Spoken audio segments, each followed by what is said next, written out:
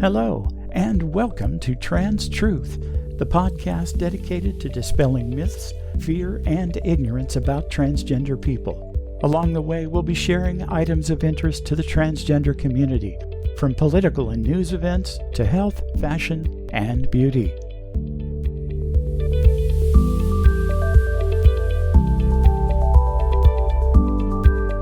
And now, let's have a look at some news items that should be of interest to our listeners.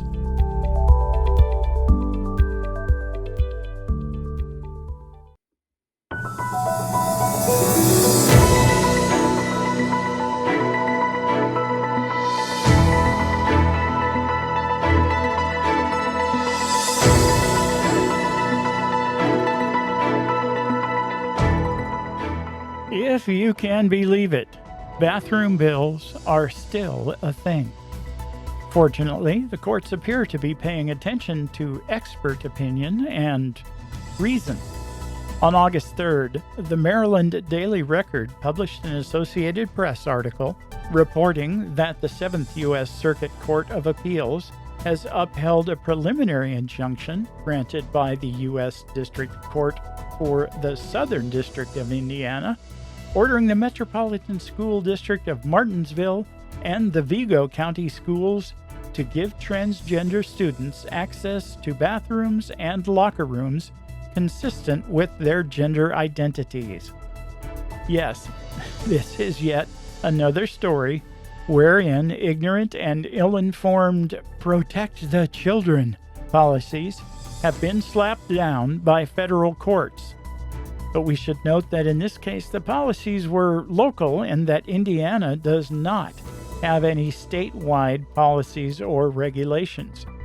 As Ken Falk of the ACLU noted in a statement about the case, schools should be a safe place for kids, and the refusal to allow a student to use the correct facilities can be extremely damaging. Well, duh. What is it about these right-wing nut snowflakes that they can't accept the guidance of actual experts in the field? Every credible expert will tell us that evidence-based, gender-affirming care is the way we protect these children. Also on August 3rd, NPR aired a story about one Missouri family that has decided to move to Colorado after Missouri enacted egregious bans on evidence-based gender-affirming care and on transgender participation in gender-appropriate sports. Catherine Sasser's oldest child is 11 years old and is transgender. She loves math and playing sports. Sasser says of their decision to relocate, I can't tell you how grueling the last couple months have been and how hard it was when we were before the decision. But now that we've made our decision, it's not easy to say goodbye. It's not easy to be in transition, but I know that we're doing the right thing for our family. This scenario is happening all over our country, in each of the 21 states that have enacted such ill-advised laws. This bill is not about limiting anyone's ability to play sport. It's about protecting the fair and competitive balance that we currently have in women's sports. That was Missouri Representative Brian Seitz, a sponsor of the bill, repeating the typical Republican talking point that completely ignores the nuances that a truly fair regulation would require. The New York Post has reported that a transgender Michigan woman, Brianna Kingsley, is demanding that her ex-boyfriend return her surgically removed testicles, which, she claims, he keeps in a mason jar in his refrigerator. Ew! The demand, filed in Pontiac's 50th District Court, also claims damages of $6,500. The maximum allowed in small claims cases before the court. For his part, ex-boyfriend William Wojciechowski claims that the filing is further proof that she has been harassing and intimidating him since they broke up 8 months ago. I gotta say, it's sounding like the ex-boyfriend is the reasonable person here. I mean, Who would actually want to keep something like that? Ew. In a post by author Brian Davis on Microsoft's Start site, it is reported that the Beach Boys' Mike Love was heard mocking transgender advocacy and, unsurprisingly, Bud Light during a recent performance with the group. I never really thought of the Beach Boys as right-wing, but it appears they are in the same camp as washed-up rockers Ted Nugent and Kid Rock. Then again, Kid Rock was recently seen in a video, wait for it, drinking Bud Light. Can't make this stuff up. So what is the world coming to? I mean, is there no integrity among douchebag right-wing nuts anymore? And while we're on the subject of musical performers getting it all wrong about things transgender, R&B singer Ne-Yo, who recently apologized for ignorant and disrespectful comments he'd made about transgender issues, has taken back that apology. First and foremost, I do not apologize for having an opinion on this matter. I will never be okay with allowing a child to make a decision that detrimental to their life. First of all, Mr. Yo is certainly entitled to his opinion. He is not entitled to his own facts. One hopes that he will be a bit more scrupulous in where he seeks information about appropriate treatment for gender dysphoria, if ever one of his children is diagnosed with it, because, sadly, he has fallen for the hateful disinformation that is being promulgated by the Republican Party and other right-wing hate groups.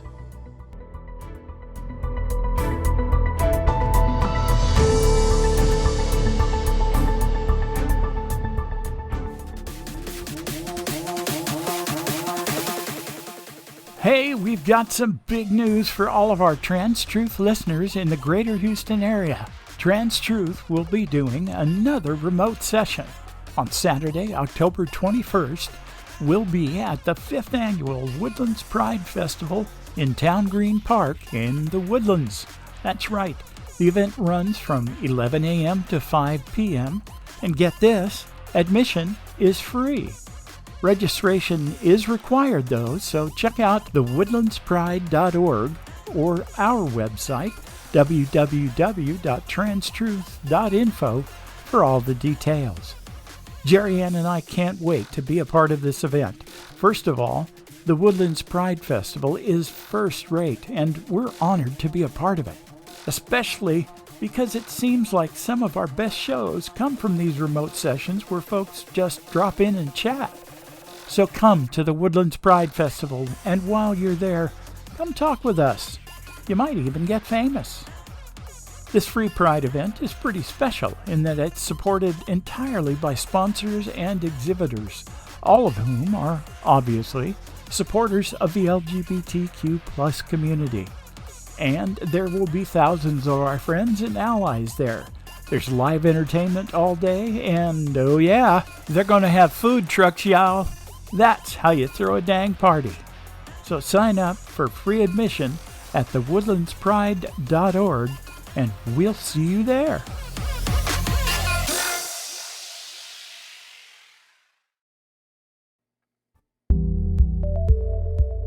Well, hello again, and welcome back to Trans Truth. I am your host, Kelly Nelson, she, her, and I'm joined, as always, by...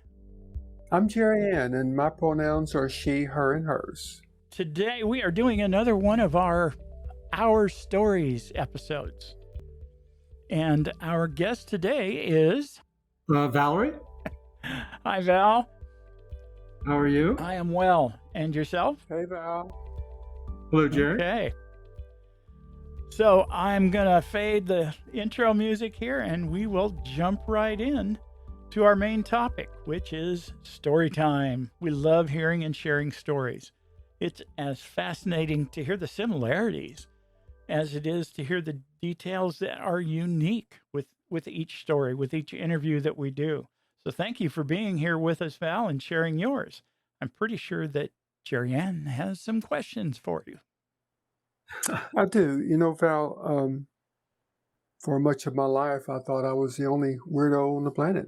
And when information became more available, I found out I wasn't the only one. And it was somewhat of a relief. And that, I guess, started me on the road of self-discovering and figuring out just who and what I was. And that basically I was okay. So through these interviews, we hope that our listeners out there will find some similarities to their own stories, and they find comfort in what they hear. So that being said, the question we usually start out with is, when did you first realize that something was different?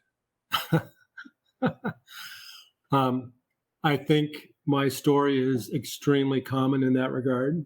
I cannot remember not feeling this way. I certainly know that as soon as I became aware that I was pretty much drawn to my mother's clothes. I was an only child.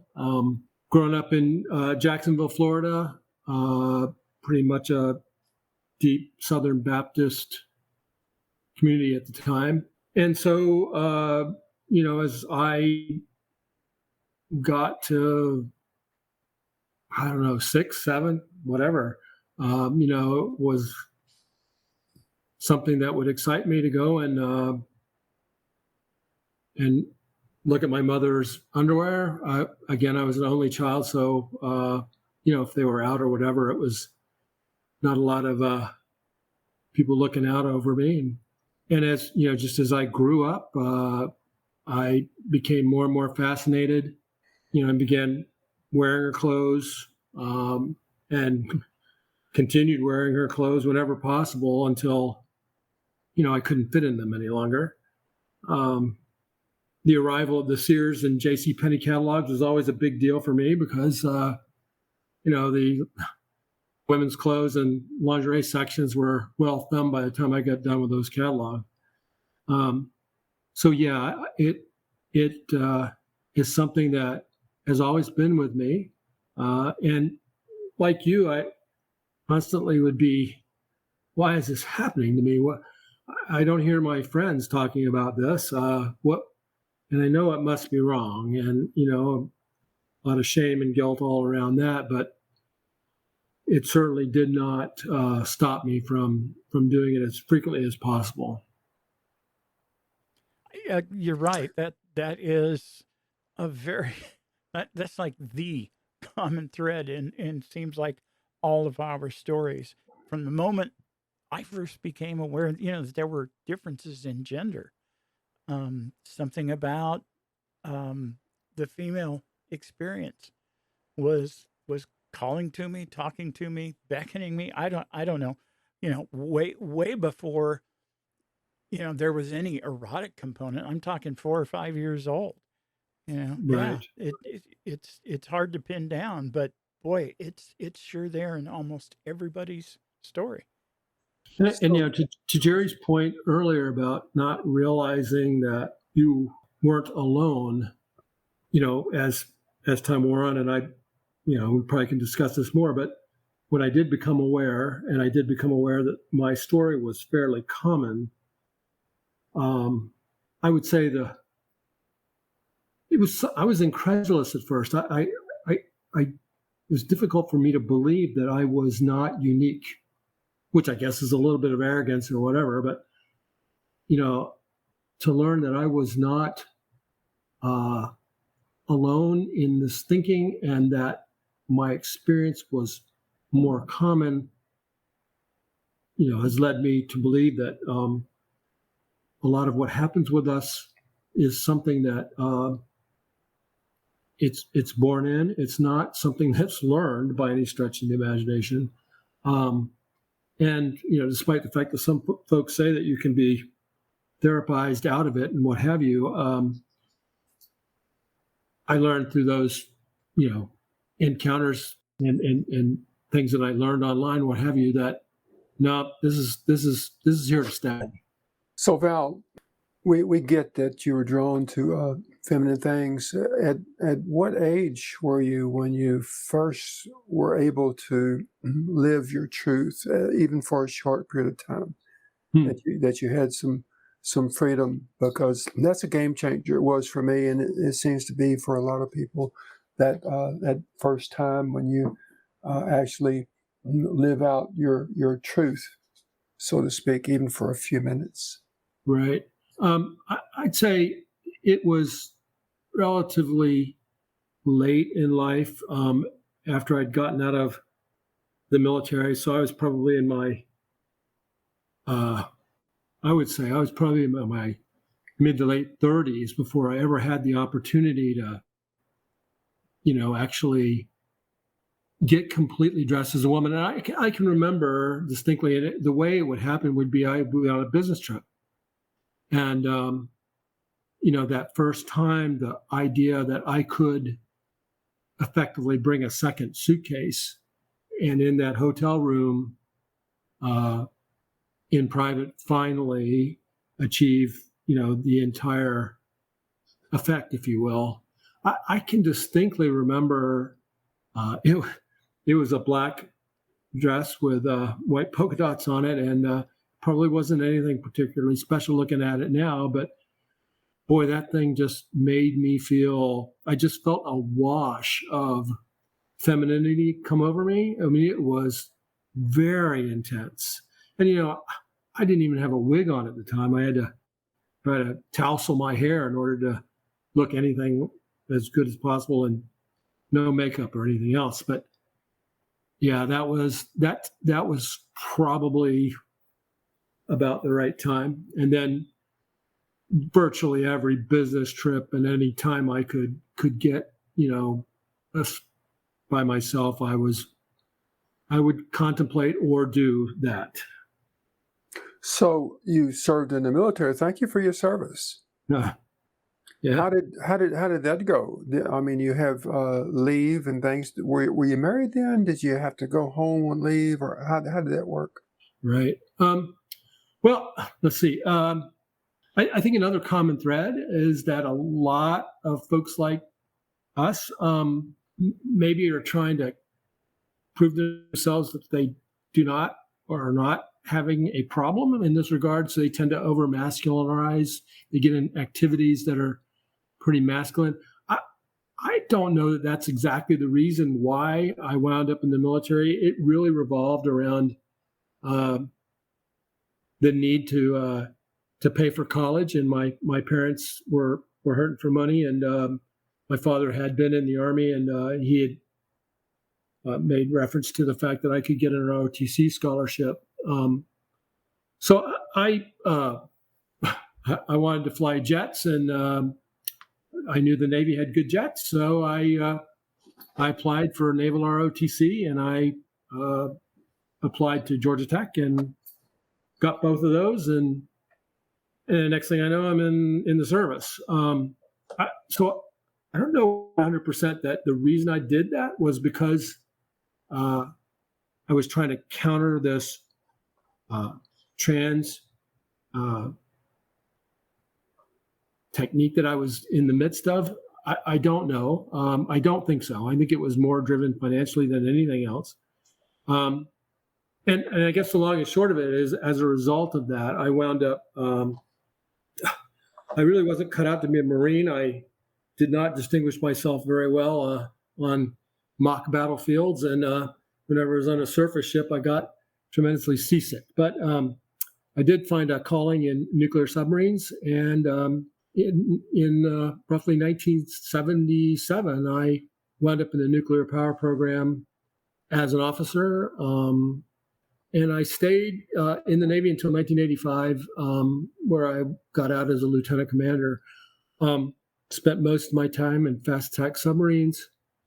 And, when I first got into all of that, I kind of thought I had put this whole thing about being drawn to femininity aside. I thought it was over. And part of the reason was that the intensity of the curriculum at Georgia Tech, followed by an even more intense curriculum in the Navy as I prepared for duty in submarines. I just did not have time to even think about that sort of thing. So it wasn't until I actually reported to my first ship that I actually started getting some free time. And once that occurred, I was kind of right back at it again. And, initially it wasn't a problem. We would pull into port, we get some liberty. And, I was by myself initially. I wasn't married at the time when I first, was active duty. But, as time wore on, I ultimately did get married in the service. And at the same time as I, progressed through the ranks, on ships, it's very typical that an officer will run a division of, say, 20 to 30 enlisted people. The people that are in the Navy know that the reality is that the person that runs the division is the chief petty officer. But at any rate, us young officers, we would run divisions like that. And but at the same time, we all carried collateral duties, extra assignments beyond your primary assignment. And about halfway through my tenure on my ship, I was assigned as in two roles. One was the top secret materials control officer, and the second one was what's referred to as the personnel reliability program officer. And in the first, my responsibility was basically to care for all of the top secret material that we carried on the ship, which was pretty voluminous because a lot of times it was a record of what we were doing at the time. It was how certain weapons performed. It was what our actions needed to be in case, the unforeseen attack by someone occurred. And then the second role was that I was supposed to, this is somewhat humorous, I think, I was supposed to basically monitor everyone on the ship and look for things that would indicate that they were not suitable to be on a vessel that carried nuclear weapons. So, I was basically trained in what tends to make a person vulnerable to outside coercion. So, for example, blackmail or financial incentives, some sort of aggression towards one's family. You were supposed to look to see if some enlisted person who was making $30,000 a year was somehow driving around in a BMW. But of course, in my case, as I received all those briefings and all that training that I had to go through for those two positions, I'm sitting there thinking, my God, I am the one who is subject to the blackmail. Were anyone to find out what I have going on here, they could reveal it to my wife, to my family, and worse, and perhaps most materially significant, if the Navy found out about it, I'd definitely be thrown off of submarines, and I probably would have to serve out my requirement in some sort of menial role in the Navy, and everything I had done and worked towards would have been destroyed. So, well, go ahead. Again, thank you for your service, and I expect a lot of people in the military are hiding secrets. I did. Yeah, Yeah, Kelly did. yeah. I recently was in an affair in Chicago, and I met a a sister at this event, and she was a larger woman, but as I talked to her, found out that she was in the Army, and the more I talked to her, I realized that this person was in special ops. And I said, "Oh, were you an operator?" And she said, "Well, yes, I was. I was a special forces operator." And I went, "So were you officer or enlisted?" I mean, and the end result of the conversation was I learned that she spent 30 years in and retired as a brigadier general. Oh my goodness. And that person, I'm telling you, I mean, those special forces people, they are definitely carrying around a lot of secret information and top secret activity. But in my case, my biggest fear was that I would be polygraphed. That was one of the things that was done occasionally to make sure that that folks were telling the truth, particularly people in positions of clearances that had code word clearances and what have you. And there wasn't a day to go by that I didn't pass that top secret safe and start sweating. I mean, it was just something I was always worried about. It's fortunate that some questions were not asked. Yeah. Yeah. But yeah, back in those days, when you filled out your security paperwork, you came awfully darn close to lying if you did not, if you weren't outright lying by not saying that you had this predisposition. Yeah. So you said you got married before you were discharged from the military. Marriage is always a game changer. Sometimes it can be just a locked gate. Sometimes it can be an avenue because you're living in the same house with feminine things now. So tell us about your marriage. How did that start out for you in terms of your allure towards femininity, and how has that evolved? Right. Well, I think my story is probably, again, fairly common, but its ending is, well, I won't give you a spoiler. Like I said, I got married about halfway through my career on the boat. At the time, I was convinced that again, I would kick the predisposition towards being drawn to femininity. That now I was going to be a strong husband. I was going to take care of my wife and ultimately be a father. And that I had finally beaten it. To your point, now you're around. Now I was around my wife's clothes, around her behavior as a woman, and in short order discovered that no, I had not changed anything. I still was what I was, and it required me to sneak around, and that's how I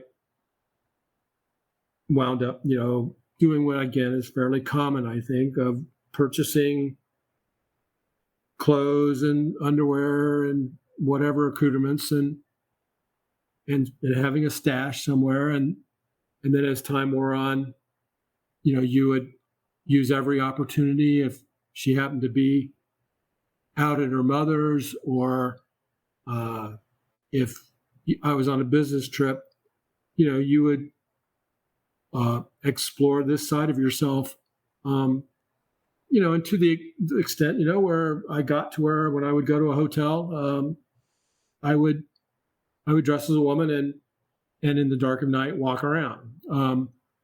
If there are some recent books written by trans women who when I read that they had done exactly the same thing, I was blown away. Oh, that's a very common story on the online forums.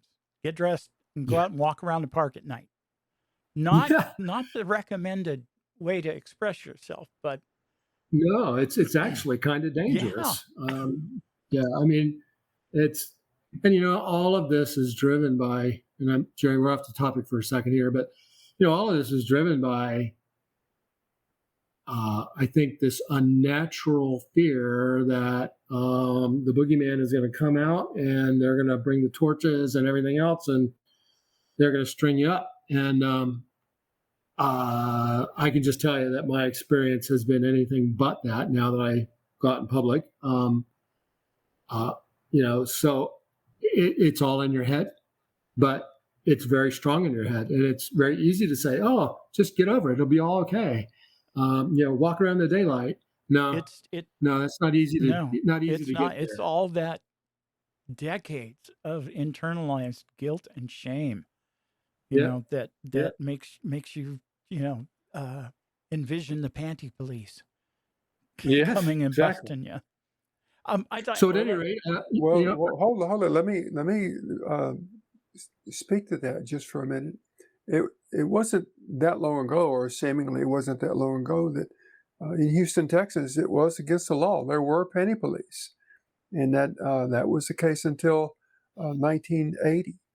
And so when I drove around Houston, I was breaking the law when I was presenting as a female. And there were a couple times when I stopped at a red light and a patrol car stopped next to me. And it's unbelievable how hard the human heart can be. Just saying. I can so relate. I remember one night, one of these night excursions, walking over to a shopping mall that was closed, and just walking around in my ill-fitting high heels out in the front of the lot, and a patrol car pulls up, and just, oh my God, I'm dead. I'm going to wind up in the back seat. But just shine the light on me, checked out what was happening, and left. You're lucky. Oh, another one. Let's go. I wanted to go back to the to what you and Jerry Ann were both saying about marriage being a conscious or even unconscious attempt to subdue those feelings. That's another very common thread. And I'm not a psychologist. I used to be married to one, but we never talked about that. But when we talk about denial, you hear so many people who finally come to grips with their gender identity say that for so long they were in denial. I think that's what denial looked like, at least for me. Was I didn't overtly say, "Oh, I'm going to do this to fix myself," but I think that was there, just below the surface. So let me plug in here. For me, twice I tried to cure myself with love and marriage, and now that Kelly mentions denial, maybe that's what denial looks like. I also think that if we're going to go there, denial looks like doing your best to succeed, or maybe even excel in college, or in career, or military, or sports, or adrenaline junkie activities, racing or whatever. Maybe that's what the different forms of denial. I know I have a friend in North Carolina who works very hard in their workshop as a distraction from the issue. Right. So I maybe can tell you that my career after I got out of the Navy, working for a large conglomerate as an engineer, ultimately an engineering manager, I threw my heart and soul into that thing. And I do believe that our predisposition tends to drive us to excel elsewhere in an effort to hold it at bay. So you had asked me about my marriage, and so I should probably continue that story. through the course of the years with my wife and us having children, 2 of which, by the way, are special needs and required a lot of special care, we wound up with 4. This continually went on with me developing stashes and then saying, I've got to stop this, and I would throw them away. And that purge cycle went on over and over again.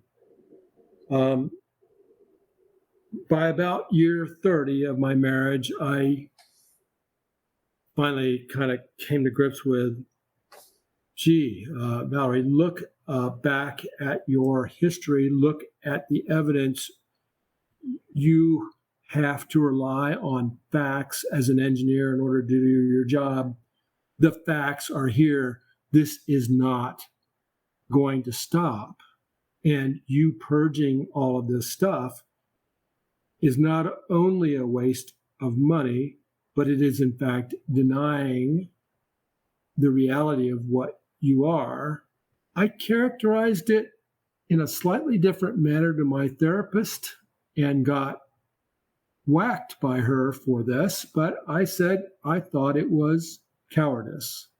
And we can talk about that later. But the act of purging, you called cowardice? Yeah, the unacceptance, the non-acceptance of what I was. I just thought of it as I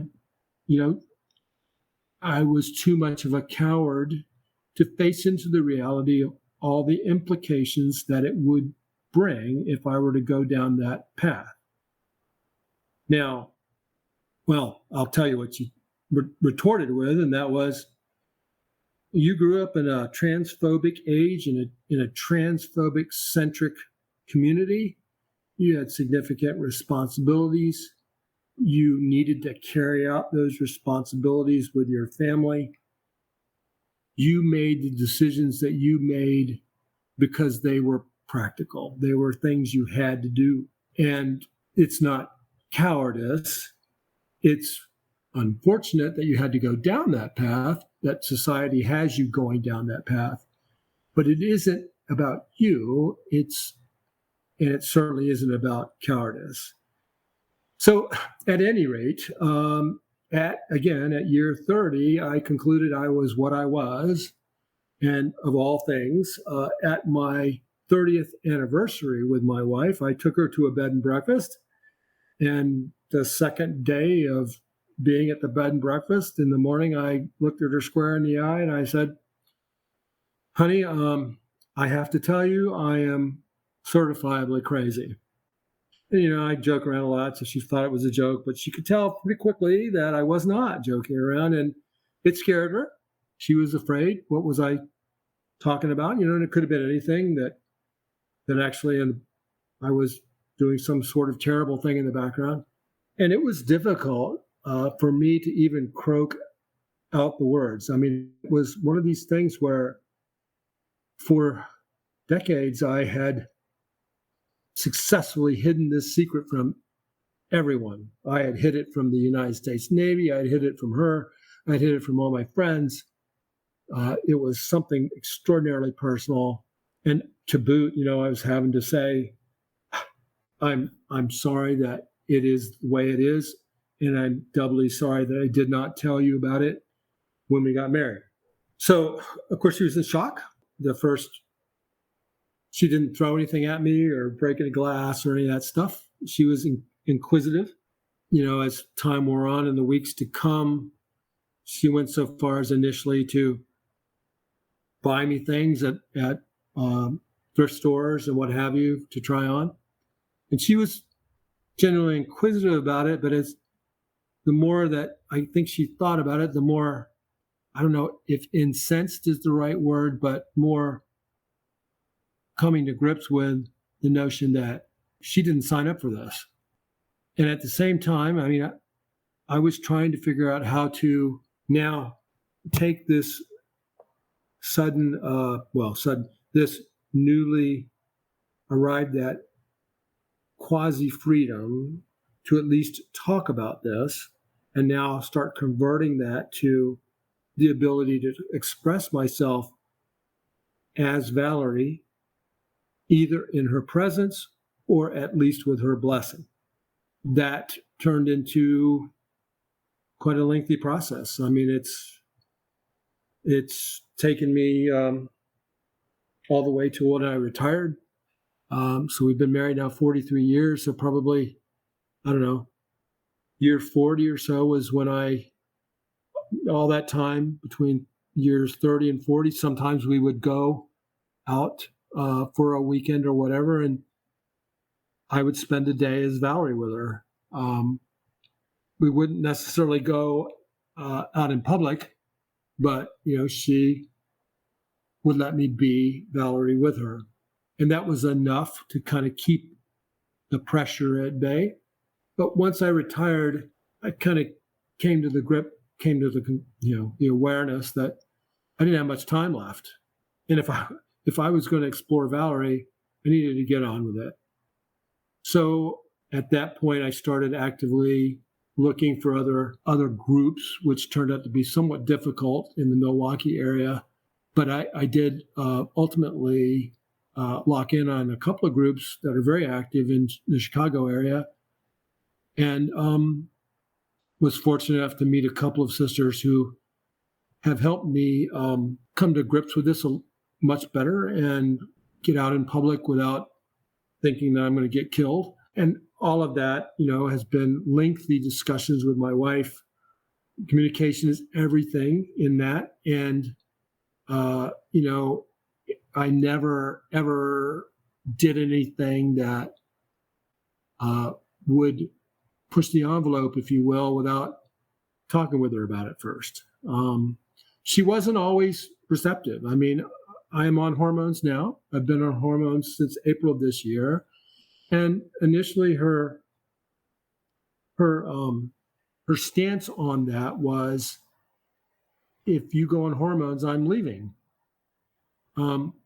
But that softened over a couple of years, and to the point where at one point she asked me, do you want to go on hormones? And, that's quite a leap forward from a person that, had not signed up for this in the first place. For sure. So we're at year 43 now, and it's working out pretty well. I don't present all the time, but I'm able to do it frequently enough, go out in public with my friends enough to where I won't say it's enough, but I will say it's got me to where I'm at least satisfied, I guess. I don't think my journey is over at all. So sorry for the long soliloquy there. Well, thanks for bearing your soul. So at this point, what does the future look like, do you think? Yeah, that's, it's the first thing I guess I would encourage folks to do is you need somebody to talk to that understands this situation that we're in. They exist. There are therapists out there that can help quite a bit. I would strongly recommend that you talk to somebody that is a professional in this area, because there's a lot of bad info out there. But, I've been talking with this therapist for a while now, and she's helping me understand why I am the way I am, the way I feel. And she calls me out when I erect some barrier that is probably associated with my upbringing and transphobia and what have you. So where I am right now is, I started with simple things like ear piercing and, tried out laser facial hair removal, but that didn't work out so well. So I've been doing electrolysis for about a year now, which is just balls of fun. Like I said, I started hormones in April of this year. And I have a date for facial feminization surgery in January. What I've been doing is presenting as a woman roughly once or twice a month. And whenever I go to electrolysis or to a physician's appointment or whatever, I'll dress then. I am a little bit boxed in at this point because two of our special needs guys do live with us. So they would not understand any of this. So we've decided that we need to kind of keep it all under wraps, but they are older. They're in their 30s, and ultimately they will be moving on into special needs, caregiving facilities and what have you. And, the $1 million question is, will I maintain this halfway situation that I'm in right now? I don't know. I take it one day at a time. I will tell you that I feel immense joy and happiness. I think that I learned recently that I probably never actually felt really happy the way maybe a normal person feels really happy until I allowed myself to be Valerie and start exploring who Valerie is. That's a topic right now that I'm working through with my therapist is, who is this Valerie person and what does she act like and what does she do under different conditions? I think I am going to progress if I proceed with the facial feminization surgery.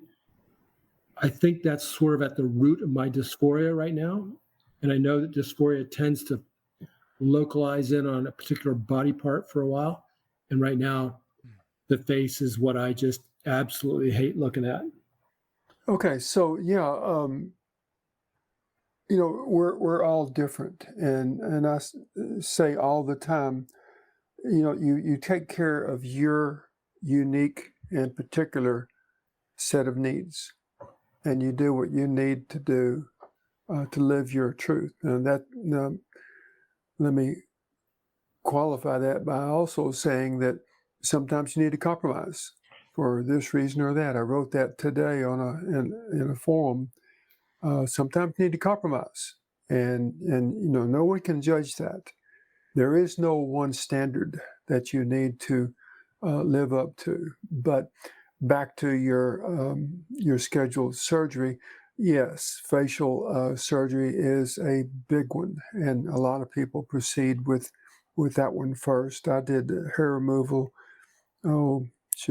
getting close to 50 years ago, 45, something, I don't know.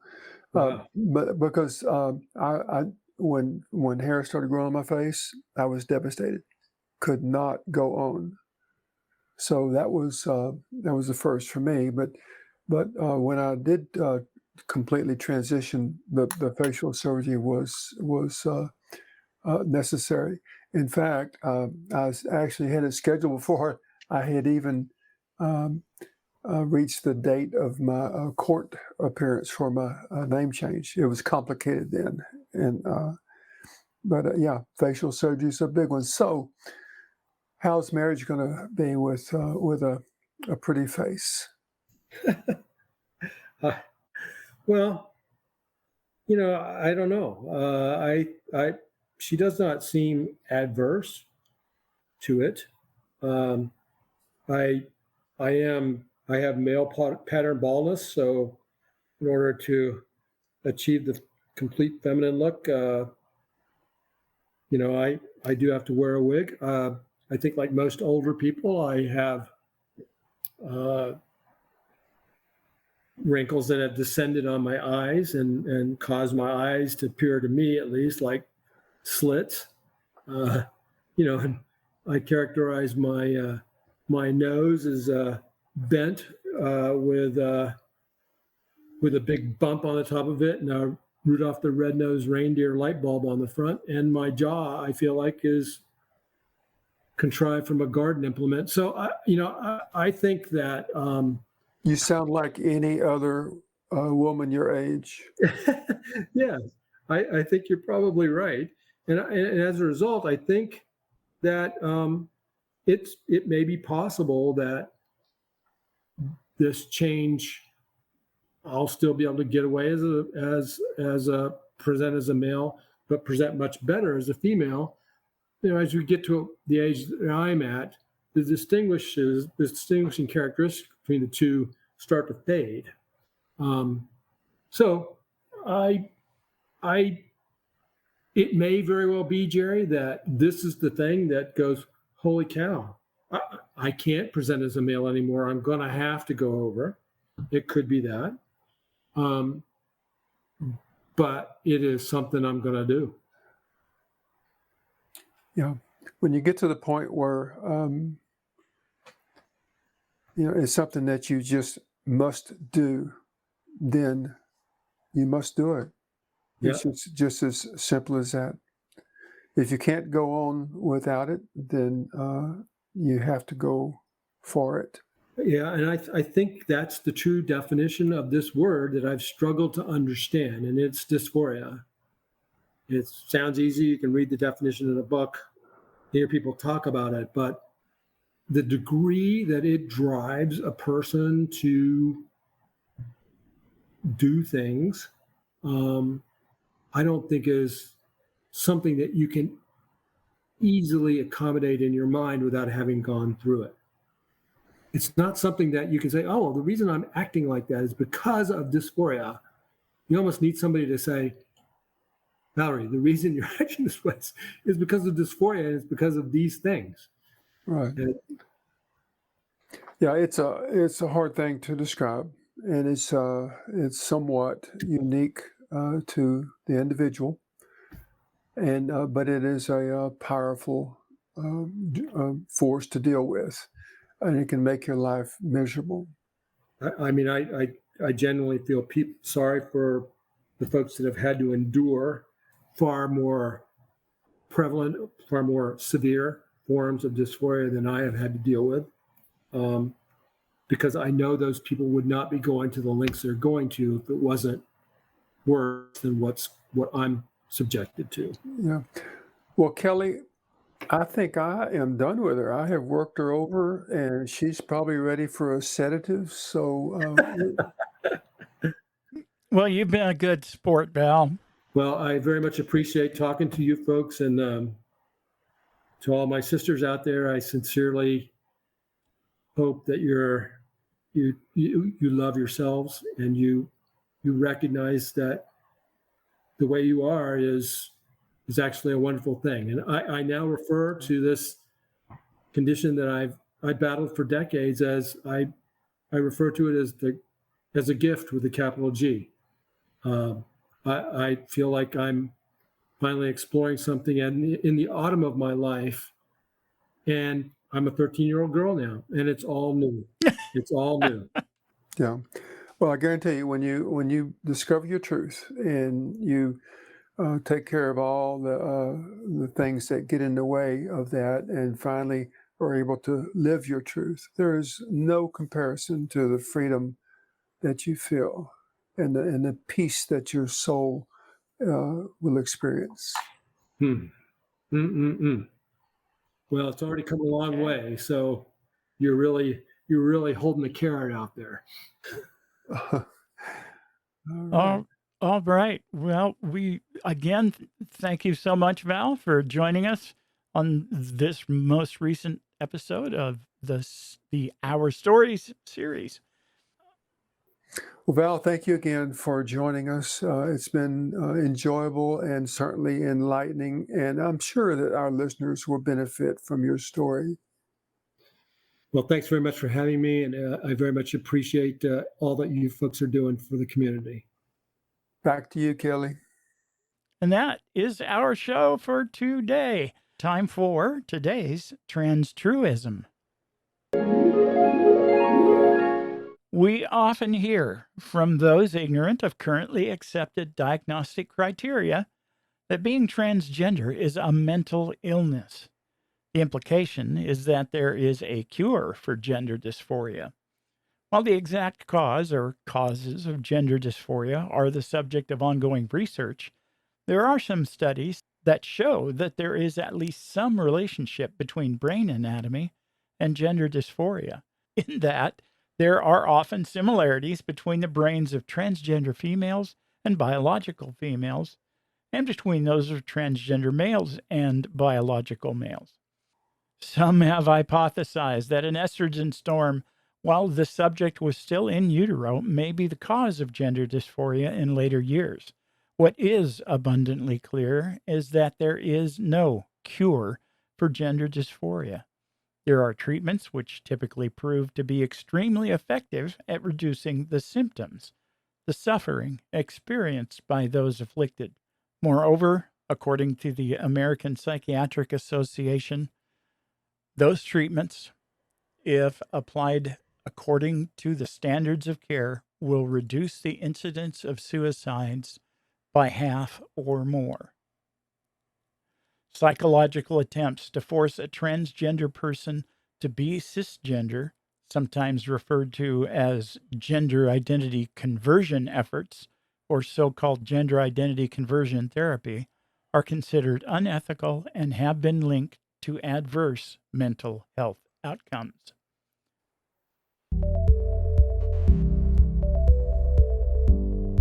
You have been listening to Trans Truth, the podcast that speaks the truth about what it means to be transgender. If you are transgender yourself, you have a friend or loved one who is transgender, or if you are simply looking to understand more about the transgender experience, we hope that you have found this episode to be informative and enlightening. If you have any questions or comments, please feel free to contact us at info@transtruth.info.